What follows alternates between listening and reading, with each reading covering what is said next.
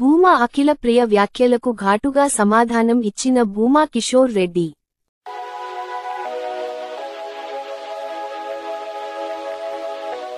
2 days ముందు మన Allagadda MLA Akhila Priya గారు ఆర్లగడ్డకు రావడం జరిగింది. చాలా రోజుల తర్వాత వచ్చి రాగానే రైతులకి నీళ్లు అందట్లేదు, కేసీకి నీళ్లు రావట్లేదు, వైసీపీ నాయకులు ఏమైనా గాడిదలు కాస్తామని మాట్లాడతారు.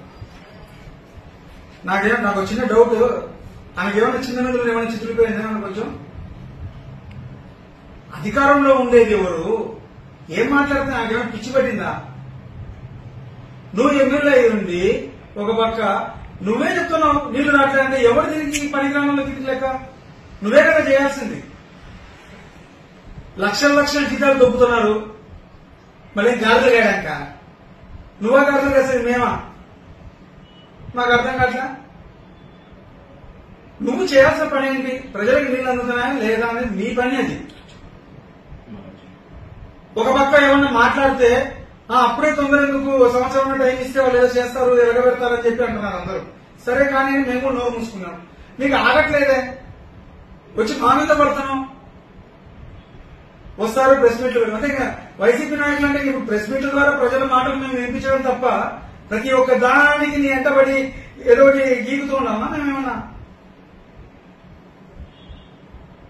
ఈ రోజు కూడా నీళ్ళు వచ్చినాయి నేను సంబరపడతాం. నీళ్ళు ఏడొచ్చినాయి తల్లి, నీకంటే నీళ్ళు ఏడా కనపడుతున్నాయి మాకు అర్థం కావట్లేదు.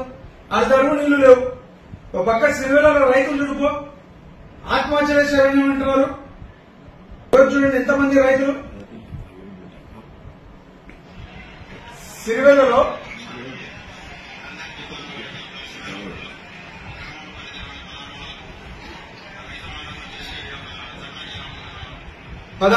లో అందరు రైతులు ధర్నా చేయడానికి ఈరోజు సిరివెల్ల, గోవిందపల్ల ఈ రైతులందరూ కూడా సస్తామని చెప్పి ఈరోజు చెప్పే పరిస్థితికి వచ్చినారు. సరే ఇప్పుడు నువ్వు ఆర్లగడ్డలో ఉన్నావు కదా, మళ్ళీ గాడులు రాస్తున్నావు. వీళ్ళకి ఇన్ని సమస్యలు ఉంటే ప్రతి ఒక్క దానికి ఏదో ఒకటి క్రియేట్ చేయడం, బురదగలడం, పోవడం నువ్వు చేయాల్సిందేంది? ఈ రోజు నీ తమ్ముడు డైరెక్ట్ గా చెప్తున్నాడు అధికారులు పని చేయట్లేదు, నీళ్లు లేవు, గతి లేదని. ప్రభుత్వం పనికిమాల ప్రభుత్వము పని చేయట్లేదు, ఏం చేయట్లేదని డైరెక్ట్ గా మీరే చెప్తున్నారు. అంటే మీ కూటమి ప్రభుత్వం ఒక పనికిమాల ప్రభుత్వం అని మీరే ఒప్పుకుంటున్నప్పుడు ఇంకా ఎందుకు మీరు అధికారంలో ఉండేది? అంటే మీరు చెప్తున్నట్టే కదా చంద్రబాబు నాయుడు గాడులు కాస్తున్నాడు, ఆయన లోకేష్ గారు గాడులు కాస్తున్నారు అందరని. ప్రజలకి ఈ రోజు కూడా నీళ్ళందగా కొంతమంది ఇబ్బంది పడుతున్నారు. రైతుల గురించి గింజుకుంటున్నారే. ఈ రోజు ఎక్కడికి పోయింది రైతు భరోసా? ఎక్కడికి పోయింది ఇన్పుట్ సబ్సిడీ? ఎక్కడికి పోయింది రైతులకు ఇన్సూరెన్స్? ఎక్కడికి పోయింది? గాడులు రాస్తున్నారా మీరు? మీ దరిద్రమైన పరిపాలన ఎలా ఉందో ఈరోజు ఆర్లగడ్డ ప్రజలను ఒకసారి వచ్చి అడగండి. మళ్ళీ మేమేదో నోరు మూసుకుని మా పనులు మేము చేసుకుంటుంటే గాడులు రాస్తున్నారు, యాడికి పోయారు వైసీపీ నాయకులను కూర్చో. ఇది పద్ధతేనా? ఒక పక్క ఆర్లగడ్డలో చికెన్ సెంటర్లు చీ కొడుతున్నారు రాష్ట్రం అంతా. యాడైనా పోయి భూమా అంటే తూ అంటున్నారు. ఏది 10 రూపాయలు చికెన్ కూడా తింటారా? వాళ్ళ దగ్గర ప్రజల దగ్గర పీక్క తింటారని అంటున్నారు.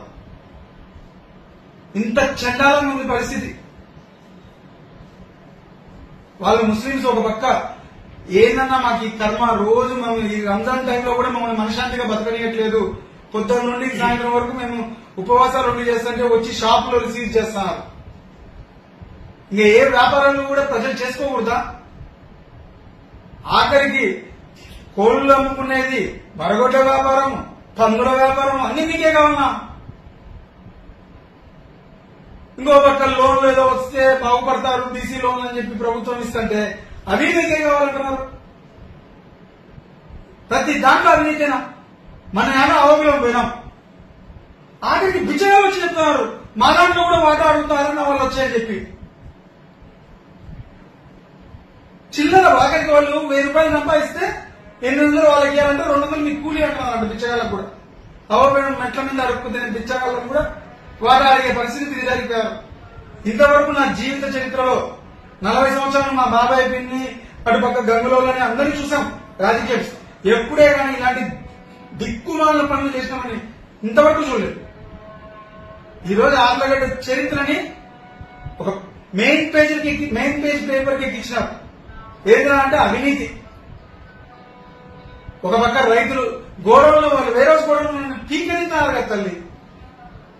ఏదంటే ఫైర్ సేఫ్టీ లేదంటారు వేరే గోడౌన్. గ్యాస్ స్ప్రింక్లర్ సిస్టమ్ పెట్టినారు తల్లి. 50 రోజు గోడౌన్ ఉంది రాష్ట్రంలో.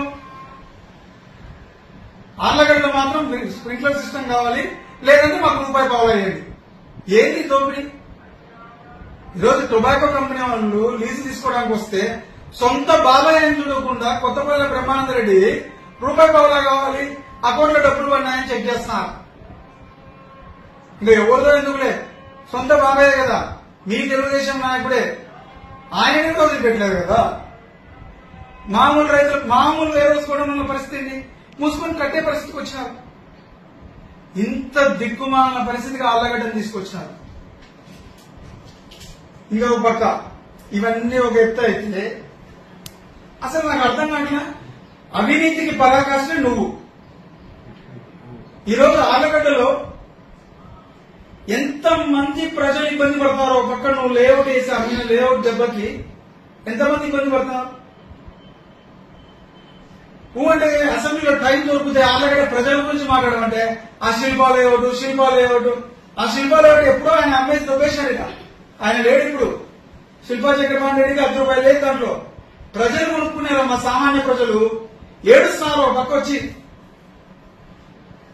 మీరేమో వాడి రిజిస్ట్రేషన్లు మాకు చెప్పకుండా రిజిస్ట్రేషన్ చేయకూడదు. ఇదేంటి? వాళ్ళు చట్టపరంగా కొనుక్కున్నారు. కేసీ కన్నా లేవంటే మార్చి వేస్తారు. ఆయన పొలంలో పోయే లేవంటే పక్కకి చదివితే ఆయన వేసుకున్నారు, వేసి ఇచ్చినారు. ఇంకా ప్రజల మీద పడి ఎందుకు చేస్తున్నారు? సరే, శిల్పా లేఅవుట్ గురించి ఈ రోజు మాట్లాడుతున్నావే, గత 5 సంవత్సరాల్లో ఆయన లేఅవుట్ వేసి అమ్మేటప్పుడు ఎందుకు మాట్లాడలేదు?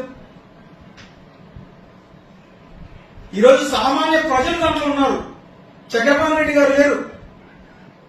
సామాన్య ప్రజలు ఇబ్బంది పడుతున్నారు. రూపాయి కూడబెట్టుకుని కొనుక్కున్నారు దాంట్లో. దాని మీద పడుతున్నాం. ఏమన్నా అంతే ఉపయోగం ఉందా? ఏం మన పొలాలను మార్చలేదమ్మా కేసీ కన్నా లైనింగ్లు? మన ఘాట్లోనే మధ్యలో మొదటి తీసి లాస్ట్ కేసు మనమే చేసినాం కదా. ఓ గింజుకుంటున్నా వాడు అప్పుడే చేసినాడు, ఇంకెవరు చేయలేదన్నట్టు. ప్రతి పొలాల్లో జరుగుతున్నాయి. పక్కన కాలం మార్చుకుంటారు వాళ్ళకి కన్వీనియంట్ బట్టి. ముందు నీ అరాచకాలు ఆపి చెత్త చెదర అక్కడనే ఇవన్నీ ఏంటివి? 10 రూపాయల చికెన్లు ఇవన్నీ మానుకోండి. ఆ ఏఎన్ఆర్ చికెన్ సెంటర్ లబో దిబో అని ముస్లింస్ అంతా మొత్తుకుంటున్నారు. అవి మానండి. మమ్మల్ని గాడిదలు కాస్తారా అడగడం కాదు. ఇప్పుడు పోయి పనిచేయండి. ఎవరు తెలియదు మిమ్మల్ని. సిరివెల్లలో గోవిందపల్లిలో నీళ్లు కావాలని లబో దిబో అని నడుస్తున్నారు రైతులు. చేతనైతే మంచి చేయండి. అమ్మఒడి రాదా? మహిళలను మోసం చేసినారు. మీ ప్రభుత్వం కేవలం ఓట్ల కోసం మోసం చేసి ఈ రోజు ఓట్లు ఎక్కించుకుంటారు ప్రజల దగ్గర. ఒక్క పనైనా చేసినారా? ఇప్పటికైనా ఈ చిల్లర పంచాయతీలు రెచ్చగొట్టే మాటలు మానుకోండి. ప్రజలకు సేవ చేయండి. మీ దందాలు ఆపండి.